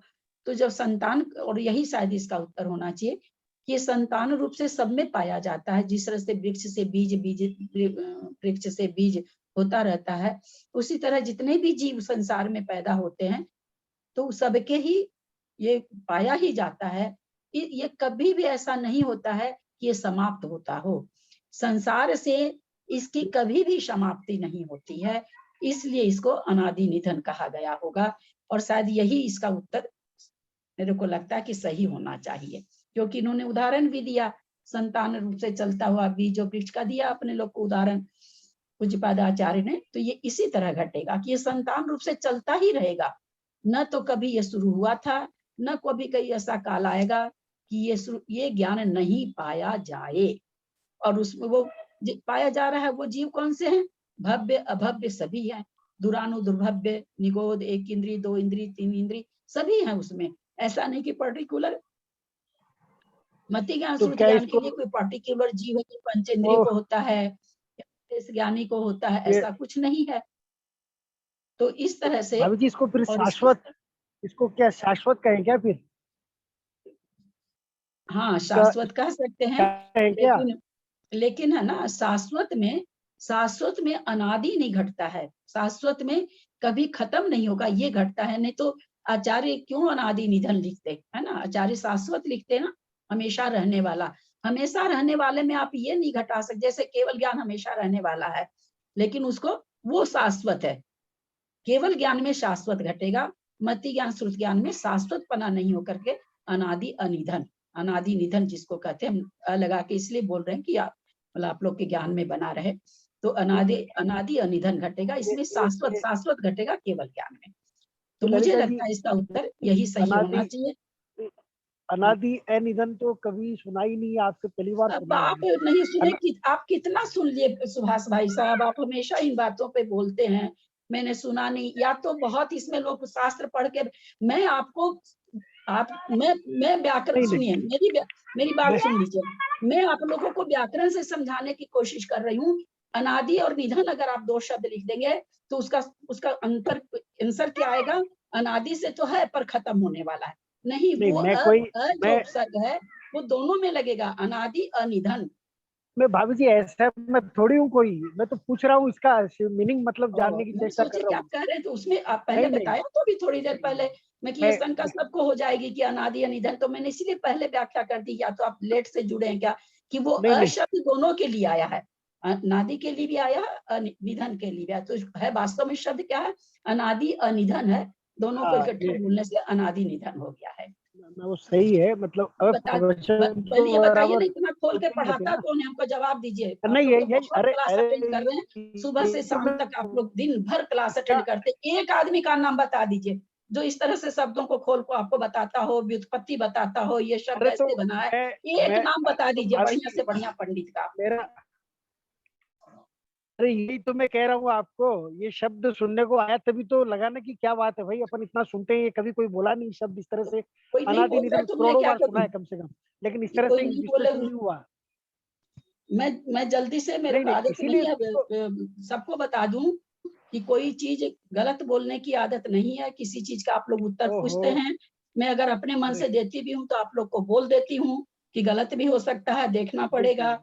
हाँ, हाँ, कई बार ऐसा प्रसंग आता है कि आप लोग पूछते हैं मेरे को नहीं, अपने मन से, हम कई बार कोई चीज का उत्तर देते भी हैं। नहीं, अभी उन्होंने अरातिया पूछा, जबकि मैं अरातिया का बहुत अच्छी तरह से मीनिंग पहले मेरी लड़कियां लोग पढ़ती थी तो उनको बताए हैं, अभी मेरे दिमाग से निकल रखा है, मैंने उनको नहीं, साफ बिल्कुल, कर दिया कि हम देख के बताएंगे। तो हाँ, तो जल्दी कोशिश मेरी अप्रामाणिक चीज बोलने की नहीं रहती है कि मैं अरे अपने भाभी ज्ञान जी, को मेरा दिखाऊं। मेरा उद्देश्य ये नहीं था पूछने का, मेरा उद्देश्य ये था कि एक नया शब्द सुनने में आया, क्योंकि अपन सुनते रहते हैं बार बार, किसी ने इतना स्पष्ट क्लियर नहीं किया इसको, इसीलिए तो मैंने फिर मतलब ललिता जी स्पष्ट थोड़ा खोल के बताया। क्लियर कर देती है ना, इसलिए ये और जगह अपन हाँ, हाँ, पूछना हाँ, सुनिए क्लियर करके बिल्कुल, बता बिल्कुल, देती है, हाँ, इसलिए तो अपन मैं लोग को मतलब नए नए शब्द मैं पता चल जाते हैं, और कोई बात नहीं। अरे अरे भाई, मैं अप्रिशिएट कर रहा हूँ, मैं कोई इसका वो नहीं कर रहा हूँ, मैं अप्रिशिएट कर रहा हूँ कि देखो कितने सब ठीक मिला आज तक। क्या आपने ठीक कभी सुना पे ये अनादि अनिधि कभी सुना क्या? लेकिन अच्छा लगा सुन के, ठीक है इसलिए भाई मैंने साहब, कहा, चलिए मेरा हम लोग उद्देश्य आगे वो नहीं चलते था। हैं। मति ज्ञान श्रुति ज्ञान का कारण किस रूप में है, मति ज्ञान और श्रुति ज्ञान में अंतर क्या है, ये बता रहे हैं कि हम लोगों ने क्या क्या पढ़ा। श्रुत अनादि निधन और सादि कैसे है, श्रुत के भेद कितने और कौन कौन हैं, श्रुत में प्रमाणिकता कैसे आती है, इत्यादि बातों का विशेष विचार तो मूल में किया ही है। यहाँ केवल विचारणीय विषय यह है कि श्रुत ज्ञान का निरूपण करते समय सूत्रकार ने केवल द्रव्य आगम श्रुत का ही निरूपण क्यों किया। श्रुत तो दो तरह का होता है ना, भाव आगम और द्रव्य आगम, तो यहाँ पर विशेषार्थ में वो बताने जा रहे हैं फूलचंद, क्योंकि फूल देखिए जिसने भाष्य लिखा, टीका लिखी है पूज्यपादाचार्य, जो भी मैं ये रोज आप लोग को ये बात बोल रही हूँ, जो भी टीकाकर्ता होते हैं वो कभी भी उसमें कमी नहीं निकाल सकते, होते हुए भी वो कमी नहीं निकाल सकते, ये उनका कर्तव्य होता है। लेकिन शास्त्री जी क्या है, इसकी हिंदी टीका की है, तो वे आज इसमें प्रश्न खड़ा कर रहे हैं। ये फूलचंद जी किए हैं, पूज्यपाद आचार्य नहीं किए हैं। विशेषार्थ जितना है मुझे ये जानना है कि इसमें खाली विशेषार्थ ही अपने फूलचंद जी पंडित जी का है क्या, कि पूरी हिंदी उनकी है, पूरी हिंदी में जो जो लिखा हुआ सब फूलचंद जी की है क्या? फूलचंद जी शास्त्री संस्कृत की भी हिंदी किए हैं और फिर उसका निचोड़ निकाल के विशेषार्थ में बोलते हैं, वो उनका पूरी अपना हिंदी मतलब जितनी है वो फूलचंद जी की है, और संस्कृत जो अपने आचार्य पूज्यपाद आचार्य की है, सूत्र उमा स्वामी के हैं, बिल्कुल। अब ध्यान दीजिए, देखिए इसमें कहाँ पढ़ रहे थे। यहाँ केवल विचारणीय विषय यह है कि श्रुत ज्ञान का निरूपण करते समय सूत्रकार ने केवल द्रव्य आगम श्रुत का ही निरूपण क्यों किया। अनुमान आदि ऐसे बहुत से ज्ञान हैं जिनका अंतर्भाव श्रुत ज्ञान में किया जाता है, फिर उनका निर्देश यहाँ क्यों नहीं किया।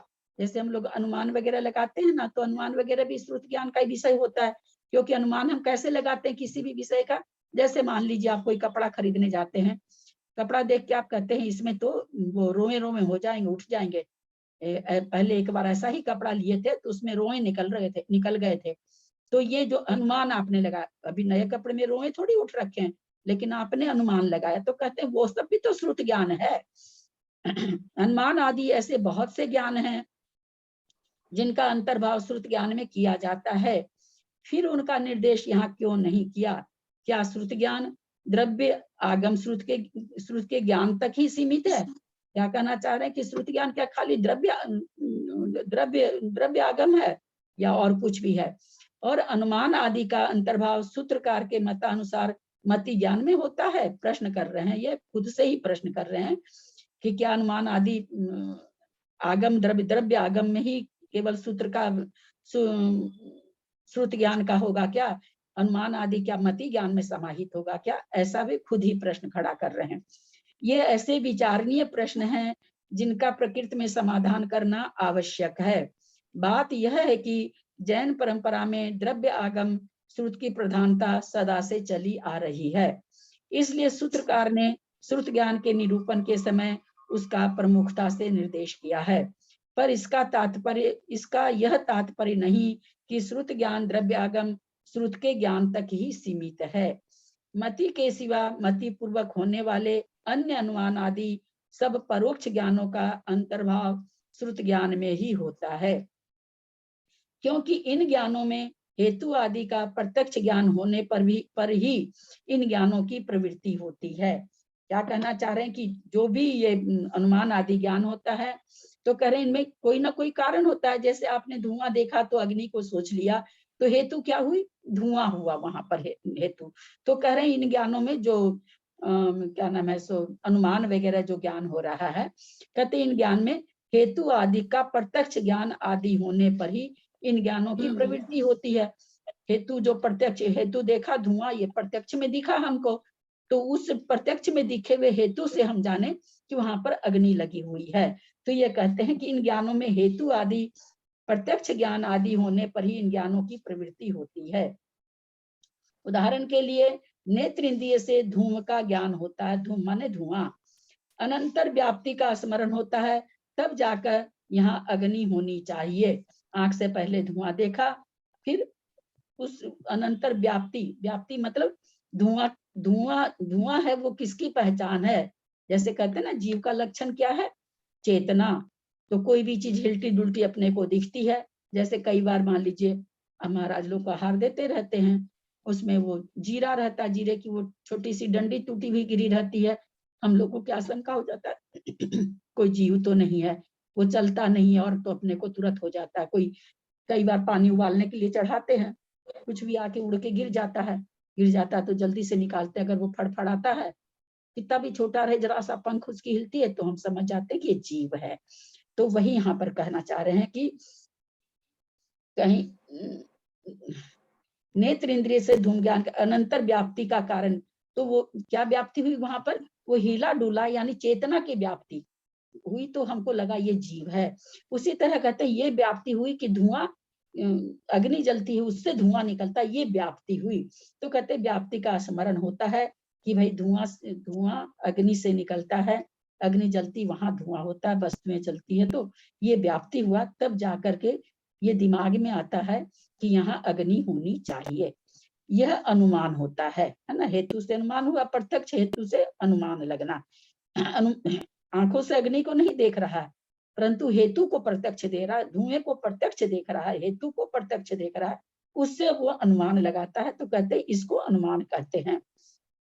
कहीं कहीं मति ज्ञान में भी इनके अंतर्भाव का निर्देश मिलता है कि कहीं कहीं लोग, जैसे अभी इसी में महाराज ने कह दिया ना कि ज्ञान के पहले जो श्रुत ज्ञान के पहले जो पहला श्रुत ज्ञान होता है वो उपचार से मति ज्ञान ही है। अभी इसी पेज में आया, पिछले पेज में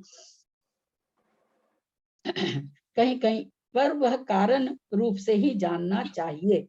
मति ज्ञान श्रुत ज्ञान की उत्पत्ति में निमित्त है, इसलिए कारण में कार्य का उपचार करके कहीं कहीं अनुमान आदि का भी मति ज्ञान से रूप से निर्देश किया जाता है। क्योंकि कारण क्या हुआ वहां पर? धूम को देखना, कारण से हमने जाना, तो बोला उसको मति ज्ञान में मति ज्ञान के रूप से निर्देश कर दिया जाता है। एक बात और विचारणीय है, वह यह है कि यह श्रुत ज्ञान का प्रकरण है, द्रव्य श्रुत का नहीं। इसलिए यहाँ श्रुतकार ने श्रुत ज्ञान के भेद न दिखलाकर द्रव्य श्रुत के भेद क्यों दिखलाए? उत्तर यह है कि श्रुत ज्ञानावरण कर्म के क्षयोपशम का अद्रव्य श्रुत का अन्योन्य संबंध है। क्षयोपशम के अनुसार होने वाले अन्योन्य संबंध मतलब एक दूसरे से होना। क्षयोपशम के अनुसार होने वाले श्रुत ज्ञान को ध्यान में रखकर ही द्रव्य श्रुत का विभाग किया गया है। यही कारण है कि यहाँ श्रुत ज्ञान का प्रकरण होते हुए भी द्रव्य श्रुत के भेद गिनाए हैं। इस बात की विशेष जानकारी के लिए गोमटसार जीव कांड में निर्दिष्ट ज्ञान मार्गना द्रष्टव्य है। अब मेरे पास तो है नहीं जीव विज्ञान, नहीं तो देखते कि क्या खास बात है उसमें। परोक्ष प्रमाण का व्याख्यान किया, अब प्रत्यक्ष प्रमाण का व्याख्यान करना है। वह दो प्रकार का है, देश प्रत्यक्ष और सर्व प्रत्यक्ष। देश प्रत्यक्ष अवधि ज्ञान और मन पर्याय ज्ञान के भेद दो प्रकार का है। सर्व प्रत्यक्ष केवल ज्ञान है। यदि ऐसा है तो तीन प्रकार के प्रत्यक्ष आदि में कहे गए अवधि ज्ञान का व्याख्यान करना चाहिए। इसलिए कहते हैं अवधि ज्ञान दो प्रकार का है, भव प्रत्यय क्षयोपशम निमित्तक। उनमें से सर्वप्रथम भव प्रत्यय क्षयोपशम अवधि ज्ञान का अगले सूत्र द्वारा कथन करते हैं। समय हो गया, मैंने तो देखा ही नहीं। थोड़ा सा ये 4 लाइन संस्कृत पढ़ दीजिए, हम थोड़ा सूत्र का उच्चारण कर दें और संधि बता दें। 4 लाइन यहाँ पर। इसके अंदर जो बताया विशेषार्थ में, इसमें मतलब भावश्रुत क्यों नहीं बताया, ये दिया है क्या लास्ट में, ये 3 लाइन जो दी है? हाँ, वही वो कहना चाह रहे हैं कि इसमें मतलब सूत्रकार ने केवल चूंकि सारा चीज बता दिया, द्वादश भेदम किए, तो सूत्र आगम का ही मतलब जो ग्रंथ है उन्हीं का भेद बताए हैं।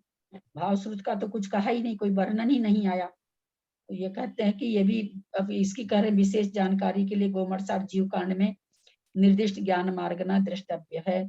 तो ये तो अपने मेरे पास है नहीं, तो कुछ उसमें से देख के भी अपने लोग कर सकते थे। ये 4 लाइन संस्कृत पढ़िए, तो मैं सूत्र पढ़ के उसकी मैं पढ़ती हूँ। व्याख्यातम परोक्षम प्रत्यक्षमिदानीं वक्तव्यम तद्वेदा देश प्रत्यक्षम सर्व प्रत्यक्षम च देश प्रत्यक्षम वधिमनः परे ज्ञाने। देश प्रत्यक्ष मवधि, देश मवधि अवधि ज्ञान के लिए देश प्रत्यक्षम अवधि मनः परे ज्ञाने। सर्व प्रत्यक्षम केवलम यद्देव मिदमेव तावदवधि ज्ञानम त्रिप्रकारस्य प्रत्यक्षस्यादं व्याक्रियता मित्यत्रोच्यते। विदोवधि वधिर्भव प्रत्यय शोपसम निमित्तश्चेति तत्र भव प्रत्यय उच्यते। भव प्रत्ययो अवधिर्देव नारकाणां, भव प्रत्ययो वधिर्देव नारकाणां, भव प्रत्ययो वधिर्देव नारकाणां। इसमें खंडाकार जो एस टाइप का दिया हुआ है उसका अ का उच्चारण नहीं होगा। भव प्रत्यो वधिर्देव नारकाणां, सारा सूत्र ललिता के ऊपर में ये देश प्रत्यक्ष में मैं इधर क्यों आ गया? देश प्रत्यक्षम नहीं आएगा क्या? उसीलिए मैं कंफ्यूज थी पहले भी। देश प्रत्यक्षम पूरा नहीं आएगा भाभी, क्योंकि हलंत वाला माँ उधर है, उसमें अ मिला हुआ अवधि ज्ञान का। तो हम कई बार कहते हैं ना, बड़ी विनोद भरी इसकी हम भाव भाषणा कराते हैं सबको कि भाई स्वर कहता है तुम तो व्यंजन हो, मैं नहीं जाता तेरे पास, तू आ मेरे पास। तो देश प्रत्यक्ष रह गया, माँ हलंत वाला था बेचारा, तो स्वर में जाके मिला, तो स्वर बलवान है, वो अपनी तरफ खींच लिया उसको, तो मवधि हो गया। देश प्रत्यक्ष मवधि मन पर्याय ज्ञाने। अगर आप देश प्रत्यक्षम वधि मन पर्याय पढ़ेंगे तो अर्थ गलत हो जाएगा। इसकी संस्कृत को मेरे को पहले से डाउट था कि ये मैं इधर जाएगा कि मैं इधर आएगा, तो अभी समझ में आ गया। भव प्रत्ययो वधिर देव नारकाणाम, इसमें भव प्रत्यय शब्द है और अवधि है। जहाँ विसर्ग हो और अ भी हो, पहले शब्द में विसर्ग है, दूसरे में अ है, तो जहाँ इस तरह का वर्णन आता है, विसर्ग का यो हो गया, ओकार हो गया, और अ का खंडाकार हो जाता है। विसर्ग का और अ मिलके ओ बन गया और खंडाकार हो गया। तो इस तरह से ये यहाँ पर जो खंडाकार है, ये अवधि क्यों नहीं बोलना चाहिए, क्योंकि ये इसके पास भी पूरे स्वर की ताकत नहीं है, क्योंकि इसके स्वर की ताकत तो विसर्ग में ओकार में मिल गई, तो इसलिए अवधि नहीं बोलते हैं। भव प्रत्ययो वधिर देव नारकाणाम, भव प्रत्यय प्लस अवधि प्लस देव प्लस नारकाणाम, देव नारकाणाम एक ही साथ आ जाएगा। नारकाणाम षष्ठी का बहुवचन है। भव प्रत्यय प्रथमा का एक वचन है। अवधि भी विसर्ग हो जाएगा, अवधि भी प्रथमा का एक वचन है। देव और नारकियों का षष्ठी का बहुवचन है। देव और नारकियों का भव प्रत्यय अवधि ज्ञान होता है। देव नारकियों का को नहीं होगा, का होगा, क्योंकि षष्ठी का बहुवचन है। देव नारकियों का भव प्रत्यय अवधि ज्ञान होता है। यहाँ नीचे भी दे रखे हैं, भव प्रत्यय अवधि ज्ञान देव और नारकियों के होता है। ये भी ठीक है, षष्ठी लग गया इसमें। भव प्रत्यय अवधि ज्ञान देव और नारकियों के होता है। देव और नारकियों को होता है नहीं होगा, देव और नारकियों का होता भी हो जाएगा और के भी हो जाएगा। के होने से थोड़ा ज्यादा, क्योंकि देव और नारकी दो हैं, इसलिए यहाँ पर कारण अच्छा नहीं लगेगा, के अच्छा लगेगा। तो देव भव प्रत्यय अवधि ज्ञान देव और नारकियों के होता है। भव प्रत्यय प्लस अवधि है ना, अवधि में भी विसर्ग हो जाएगा, ऊपर र है। भव प्रत्यो वधिर देव नारकाणाम है, तो ऊपर जो द के ऊपर र आया है, अवधि के बगल में विसर्ग हो जाएगा। भव प्रत्यय प्लस अवधि प्लस देव नारकाणाम, भव प्रत्यय अवधि एक वचन है, प्रथमा का एक वचन है, और देव नारकाणाम षष्ठी का बहुवचन है। भव प्रत्यय में दो यह आएंगे कि एक ही आएगा? दो आएगा, उसका ओकारपना हट जाएगा, भव प्रत्यय हो जाएगा, विसर्ग हो जाएगा, और उसमें जो स्वर है वो अवधि में मिल जाएगा। ठीक।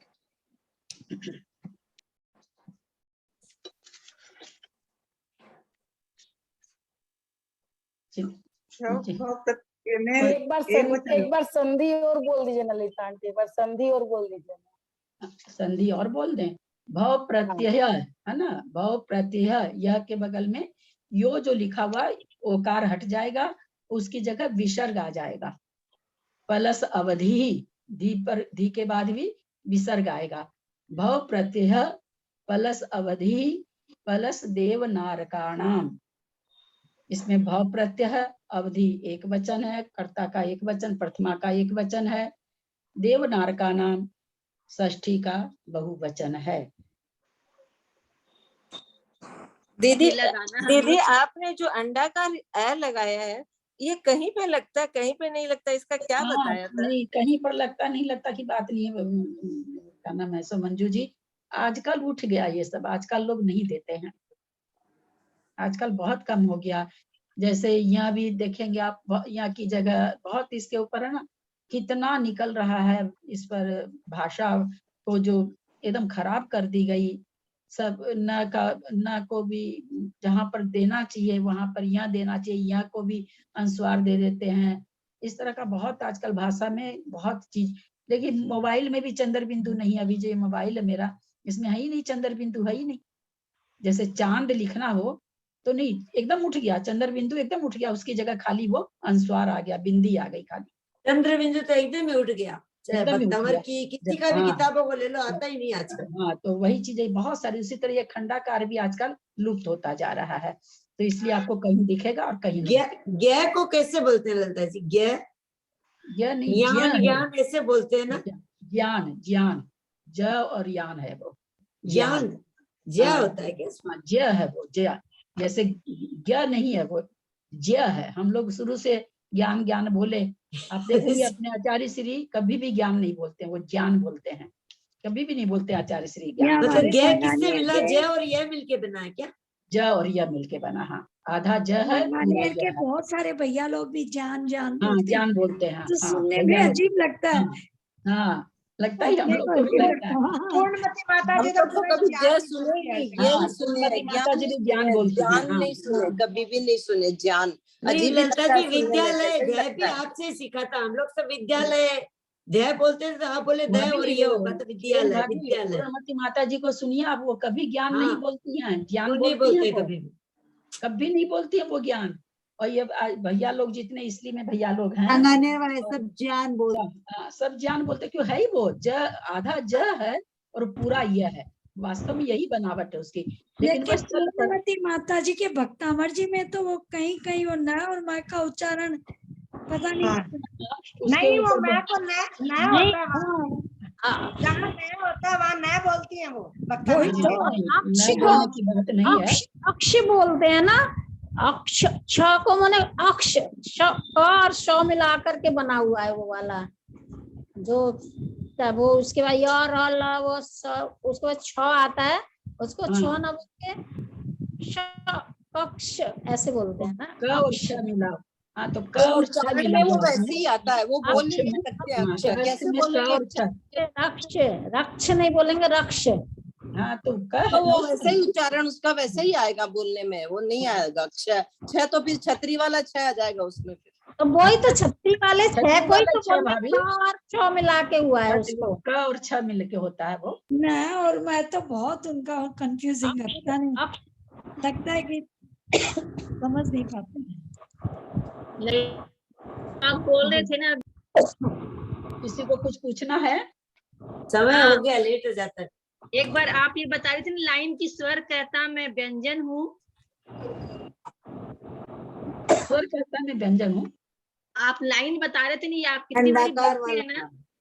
खंडाकार नहीं, वाला। मैंने ये कहा, हाँ। मैंने खंडाकार के लिए नहीं कहा, मैंने ये कहा अभी वो किरण भाभी ने पूछा ना कि भाई माँ उधर क्यों आ गया, हाँ, है वही। ना? तो ये समझाने के लिए हम जो मेरे पास लड़कियां पढ़ी थी उनको तो खूब हंसा देते थे सुना सुना करके, उन लोग को तो बढ़िया से याद है। मैं कि उस जो बेचारा व्यंजन है, व्यंजन का उच्चारण किससे होता है? स्वर मिलने से होता है ना, स्वर मिलने से ही ज कहलाता है। ज में, ज वास्तव में व्यंजन क्या है? ज में, आप नहीं बोले बीच में, ज में हलंत लगा हुआ होता है व्यंजन, तो उसमें जब आ मिलता है तो ज, जा, जी, जी जो भी होता है। तो इस तरह से, तो वास्तव में किसका महत्व? स्वर का है। आगे जैसे अभी वहां पर था, देवनारका नाम वधि, अवधि का अ है वो स्वर है। देवनारका नाम में जो म है वो म है सो हलंत है, हलंत है। तो वो जब वो कहता है भाई मैं, मेरे में आके मिलो, मैं पूरा म बन जाऊं, तो स्वर उसको कहता है मैं क्यों आऊं तुम्हारे पास, तुमको गरज है अपना उच्चारण करवाने का, तुम मेरे पास आओ। इसका मतलब क्या? ये बताने का, कहने का तात्पर्य क्या कि वो जो म है सो आगे चला जाएगा, न कि अ आके इधर उच्चारण होगा, वो म का उच्चारण उधर होगा। इसका ये मतलब कि स्वर कहता तुम मेरे पास आ जाओ, मवधि बनूंगा मैं, देवनारका नाम नहीं बनूंगा, मवधि बनूंगा मैं।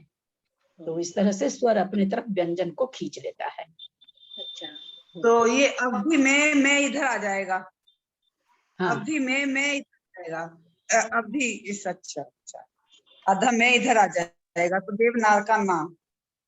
हाँ, यहाँ तो देवनारका नाम तो ठीक, यहाँ के लिए ना तो हम ऐसे बता रहे। अभी वो पूछी थी उसमें क्या था? देश प्रत्यक्ष जो बोला था ना मवधि, मैंने बोला देश प्रत्यक्षम वधि में। देश प्रत्यक्षम वधि था, तो उसमें देश प्रत्यक्ष मवधि होगा। हाँ, ठीक है। और किसी को कुछ पूछना है? नहीं तो जिनवानी स्तुति करें। जी प्रणाम। जी आपने आराध्य का एकदम सही अर्थ बताया। आचार्य ही है, आराध्यों के द्वारा मतलब आचार्यों के द्वारा ही है। इसमें डिक्शनरी है ना, इसमें यही है, आराध्य इज इक्वल टू आराध्यों के द्वारा अर्थात आचार्यों के द्वारा। आपने ये आराध्य मतलब आचार्य तो होता ही है, वो तो सबको ही मालूम। आराध्य क्यों आया? तो आराध्य प्लस ये थी, पहले के आचार्यों के लिए पहले के आचार्यों को अराती कहा जाता है। अराती आचार्य माने प्राचीन आचार्य, प्राचीन आचार्य, पूर्वाचार्य। पूर्वाचार्य बोलते हैं ना अपन इसके इसीलिए। हाँ, संधि में भी गणधर, छुपा हुआ है ना गणधर। आ प्लस यति। यति मतलब पुराने आचार्य हो गया ना, इसकी संधि में ही छुपा हुआ है ना। ये तो आपने एकदम सही बताया था जीजी। कोई कुछ पूछ रहे हैं क्या? नहीं तो ये करें, स्तुति करें, जिनवानी स्तुति करें। थोड़ा हट करके प्रश्न वो हमको आ नहीं रहा है कि जैन धर्म का इतिहास के लेखक कौन है, कौन कैसे किसको कहेंगे अपन, ये प्रश्न हमें आ नहीं रहा है। कोई प्रतियोगिता का है ये, इससे हट करके आप ठीक है, कोई बात नहीं। तो अराती आचार्य होंगे, उसका उत्तर तो यही होना चाहिए। भूत बलि तो नहीं कह सकते। हाँ तो अब लिखित में तो पुष्पदंत तो भूत बलि उन्होंने ही लिखा था ना, लिखना तो उन्होंने स्टार्ट किया। बिल्कुल, अराती आचार्य में सबसे पहले आचार्य वही है, अराती आचार्य है। का अगर कोई पूछे भाई कि आपके लेखन के अराती आचार्य कौन है, जैन धर्म के इतिहास के लेखक कौन है? ऐसे भी गंधर के बाद तो पुष्पदंत भूत बलि आएंगे। बिल्कुल पुष्पदंत भूत बलि आएंगे, बिल्कुल। हाँ वही मेरे दिमाग में आना चाहिए, जितना मुझे समझ में आता है। मैं पता नहीं गलत भी मेरे दिमाग में आ रहा है। और तो लेखक कौन हो सकता है? लेखन तो वहीं से चालू हुआ। हाँ, लिखना वहीं से चालू हुआ, लेखन वहीं चालू हुआ है। ठीक बात है, बिल्कुल ठीक है दीदी, जय जी ने। खंडाकार शब्द का क्या होता है? हाँ दीदी क्यों लगाते हैं ये खंडाकार, क्यों लगता है शब्द बीच बीच में? बताया तो आपको, अलुत हुआ ना, अ की लगा मतलब विसर्ग और अ मिलकर के ओकार हो जाता है और खंडाकार हो जाता है। वैसा होता है। क्यों का तो पूछने के लिए फिर अब संस्कृत के किसी, वो भी अभी वाले तो कोई मिलेंगे नहीं, बहुत पहले वाले किसी टीचर के पास जाना पड़ेगा। वो लगता है जहाँ प्रत्यय में विसर्ग है, अवधि का अ है, जहाँ विसर्ग और अ एक जगह आ जाए वहां पर विसर्ग का लोप होकर के ओकार बन जाता है, अ का लोप होकर के खंडाकार बन जाता है। ये नियम है। अब नियम क्यों है? नियम तो सिद्धांत क्यों है? सिद्धांत और नियम में क्यों नहीं लगता ना दीदी मेरी कि क्यों है, ऐसा नहीं लगता। मेरे को नहीं पता था ना सिद्धांत है। हाँ ठीक है। ललिता जी 1-2 मिनट का मेरा प्रश्न का भी उत्तर दीजिए ना। जैसे अभी है ना, पंचम काल के अंत में चतुर्विद संघ रहेगा, वीरांगज, मुनि, सर, श्रेयारिका, अग्नि, श्रावक, पंगुस, श्राविका। फिर जब काल का अंत होगा तो बोलते हैं ना कि 72 जोड़े विजार्थ की गुफा में सुरक्षित रख देंगे। और जब वापिस जब काल की शुरुआत होगी 49 दिन तक जब होगी अमृत घी की, दूध की, तब वो जोड़े निकल कर बाहर आएंगे। तो क्या ललिता जी फिर वो 21,000 वर्ष का ये काल, 21,000 का छठा काल, 21,000 वर्ष का उत्सर्पणिका काल, तो वे क्या इतना वर्ष तक उनकी आयु उतनी है फिर उन जीवों की? तो आप अब भी कहाँ से घटा दिए? पंचम काल के बाद थोड़ी होगी वो वृष्टि, वो तो छठे काल के बाद होगी। तो छठे काल के बाद में होगी ना। तो हाँ। उन 72 जोड़े विजार्थ की गुफा में सुरक्षित रखेंगे। हाँ। बाद में जब काल की शुरुआत होगी वापिस 49 दिन तक, उत्सर्पणी की शुरू होगी तो वो सारे निकल जाएंगे फिर। हाँ निकल, तो मतलब इतने साल तक वो सुरक्षित रहेंगे? इतने साल तक क्यों रहे? ऐसा आया है तिलोय पनहती में कि क्या नाम है, सो जैसे अभी अवसर्पणी काल है तो अवसर्पणी काल में 3 भोग भूमि हुई, पहली, दूसरी, तीसरी। पहला 3 भोग भूमि होता ना, प्रथम काल सुषमा, तीसरा काल। हाँ तीसरा। ये 3 काल तक कोई भी क्या नाम है सो ये नहीं होते हैं विकल इंद्रिय। चौथा काल, अब देखिए ऐसे तो हर कथन में हम लोग कहते हैं कि कोई ये 2 देश की सीमा थोड़ी है कि दीवार बैरक लग गया, इधर पाकिस्तान है इधर हिंदुस्तान है ना, बैरक लग जाता है। 1 इंच भी आप गेट टूट इधर उधर नहीं कर पाते, ऐसा बैरक लगता है। तो परंतु तिलोय पनहती निकाल कर पढ़िए आप, ऐसा बैरक लगा दिया है कि बिल्कुल 1 मिनट में, 1 मिनट नहीं, 1 समय में जैसे ही पहला काल आएगा, छठे काल के सारे विकलेंद्रिय जीव एक समय में खत्म हो जाएंगे, सारे एक समय में। हम मेरे कई बार चिंतन चलता है कि ये बिल्कुल, तो वास्तव में समय की प्ररूपना तो समय, काल की प्ररूपना तो समय से चलती है।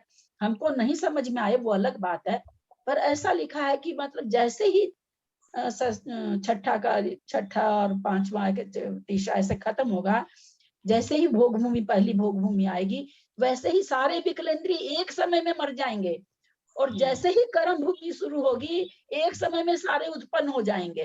बोलिए, ये तिलोपन्नति में आया है। यति विश्वाचार्य लिख रहे हैं, कोई छोटे मोटे ग्रंथ का नहीं कर रहे हैं। जब बहुत पहले पढ़े थे, प्रश्नावली निकाले थे तिलोपन्नति पर बहुत पहले, हम एकदम पढ़ के दंग रह गए थे कि ऐसा भी होता है। और ऐसा ही होता है, एक समय में सारे विकलेंद्रिय खत्म हो जाएंगे और एक समय में सारे के सारे जन्म जाएंगे, काल आते ही। तो मेरे मन में यही आया कि जब विजयार्थी गुफा में जीव सुरक्षित रख देंगे विद्याधर ले वो तो जितने दिन बारिश हो रही ना 49 दिन के लिए बस। हाँ 49 दिन के लिए, फिर वापस 49 दिन के लिए, उसके बाद तो बाहर निकल आएंगे और धीरे धीरे पॉपुलेशन बढ़ने लगेगी। 49 दिन तो रह ही सकते हैं ना। हाँ हाँ ठीक है। वापिस तो छठा काल ही तो रहेगा उसमें में, छठा काल रहने में। हाँ छठा काल, लेकिन जीवन तो हो ही जाएगा ना। छठा रहेगा ना, उत्सर्पणे का पुनः छठा रहेगा। हाँ उत्सर्पणे का छठा रहेगा, वो ठीक। छठा रहेगा तो मतलब बढ़ता हुआ हो जाएगा ना, सुख सुविधा बढ़ती हुई हो जाएगी, वृद्धि होगी। हाँ वृद्धि होती हुई होगी, तो धीरे धीरे जीवन यापन चलने लगेगा सबका। बहुत अच्छा तिलोपन्नति में आया लिखा हुआ, बहुत अच्छा। और तीर्थंकर तीसरे काल में होंगे। हाँ उत्सर्पणी में तीसरे काल में होंगे। तीसरे काल में होंगे, ठीक है, हो गया ललिता जी। जिनवानी स्तुति करें, नहीं कर रहे कोई? मैं करती हूँ।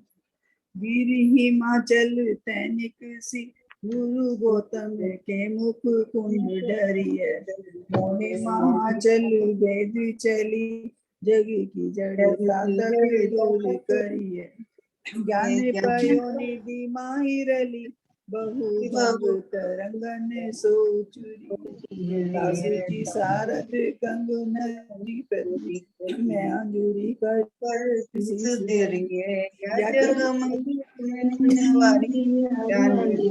अंधेरे छायो अति भारी, सृजने की ध्वनि दीप सिकासन, जो नहीं होती प्रकाशन, तो किस भांति पदार्थ पाते कहाँ रहते रहते अविचारी, या विधि संत कहे धन है जिन बैन बड़े उपकारी, जावानी के ज्ञान से सूझे लोकालो शोभानी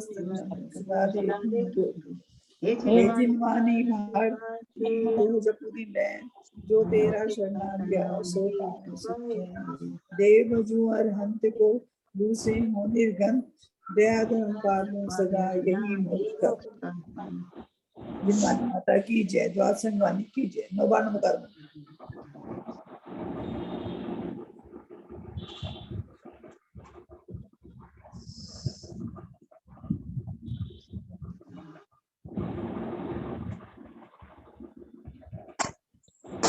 प्रणाम सबको, जय जिनेन्द्र।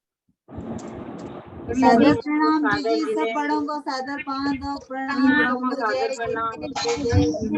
सबको जय जिनेन्द्र। सबको सादर प्रणाम, सभी को सादर जय जिनेन्द्र।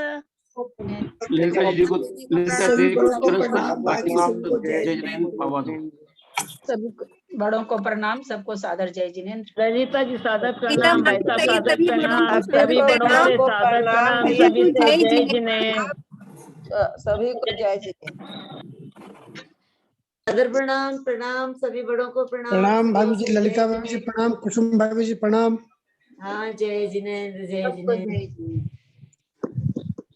एंड करो। हाँ जीजी, आज आपका मुंह थोड़ा उतरा हुआ है। हाँ आज थोड़ा आपके होंठ भी सूखे लग रहे हैं, मुंह भी उतरा लग रहा है आज आपका।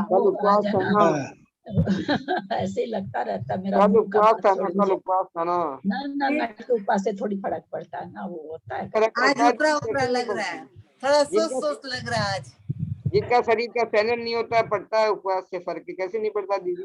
ना उपवास से दूसरे दिन तो चहल पहल आ जाती तुरंत। वो थोड़ा सा आराम नहीं किया आज दिन में, कुछ ऐसे ही सुनते वो ऐसा हो जाता है, थोड़ा उपवास के बाद थोड़ा वो फर्क पड़ जाता है। हाँ थोड़ा उसी से हो बाल गया। भी सफेद आ गए है ना? हाँ बाल भी सफेद आ गए हैं पूरे।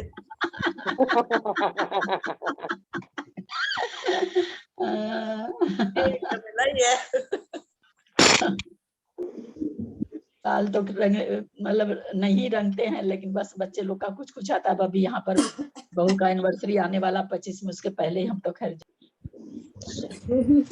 करना ही पड़ता है बच्चों को खुश रखने के लिए भी ठीक है दीदी।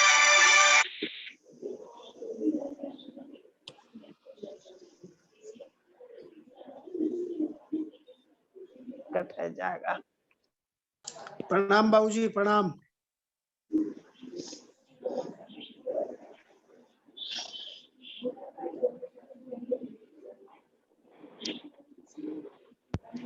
Good match.